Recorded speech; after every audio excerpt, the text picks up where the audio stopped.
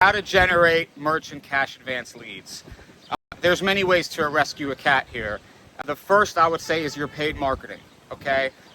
If you don't have a ton of money to throw into marketing, don't waste your time. Don't start. I mean, the real heavy hitters are throwing, 20, 30, 40K a month in, Google AdWords and SEO. And then you have, Facebook ads, which you can obviously put the same amount of money into, but, in my experience, it's going to be a volume game, right? So it really depends on what your shop is. What do you have? Are you going to be a volume-based shop where you can make money off smaller deals, but because you do so many of them, it's going to actually make sense for you? Or are you just a 6 to 8 man shop and not that many people, and you need to have something that's live that is going to have a better close rate? There's so many different types of data depending on what type of shop you are. If someone just says, oh, this is the best type of data, in my opinion, I wouldn't say that's right, because you don't know who you're talking to. So good lead vendors are going to qualify you first. They're going to say, what do you normally dial now? How long have you been in the industry? What's your, your sales, what's your sales force like? Are your guys, how good are they? Do you have killers? How many closers? How many openers do you have? This is gonna kind of steer you in the direction. If you have 60 people, you might do really well with UCC leads, right? Because you're making thousands and thousands of calls per day.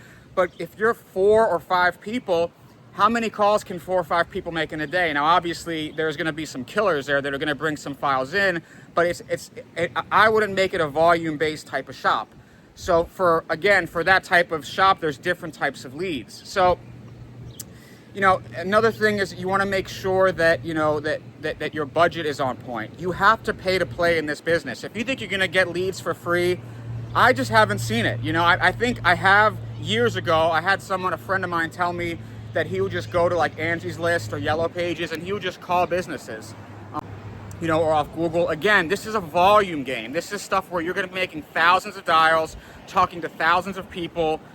And if you have a lot of people, that might work. But I think most of you, have a 6 to 8 to maybe 15 man shop where you want to make sure you're getting a bang for your buck. You want to make sure your ROI is good. That's why I like live inquiry leads, because this is people that are in the mix, that are looking for funding, that, you're going to know if they're qualified before you even call them. Obviously there's more competition because that's just the nature of the business. But if you're good and you have everything else, you have a fair shot here, in the sense that someone might have all the lenders in the world but don't have the sales at the top level, or vice versa. Their sales are closers or killers, but they don't have all the lenders for whatever reason it is, or they're not quick enough. I mean, you have to be quick on a live inquiry lead. If you see a file and it comes into your email, this is a lead, whether you bought it, you're on a rev share, you need to hop on that thing ASAP. And get on it and send the calls and send the texts, because if you don't, I promise you, there's 100 people that are also doing it, and they're gonna beat you to the punch. So, in terms of leads, you either have your organic, your free stuff, which is, again, I mean, unless you're a social media SEO wizard, it's very difficult. Then you're gonna have live inquiry stuff, where you're paying for, let's say, the amount of revenue they bring in, how live it is. Sometimes it can be aged, it can be 30, 60, 90-day inquiries. I wouldn't go too far back, obviously, because then you're dealing with some more defaults. You have your UCC leads, that are just, people that have taken some type of financing or some kind of debt. Obviously, you want these enhanced. We can get some cell phone numbers of the business owners. You have some in digital application form for the dialer. But the main point here is that you have to have a spend. Unless you're starting word of mouth and you have a book of business. Let's say you're a broker at a shop for 5 years, and then you leave the shop and start on your own. You're going to have a book of business that you can rely on. But if you have brokers and you're a newer shop and you need to bring in business, you're going to have to get the data somewhere. So again, just to recap here, you're either going to get it organically, which is very tough in a volume game. You're going to buy the leads physically. You're going to pay for them, and you want to work with a good vendor.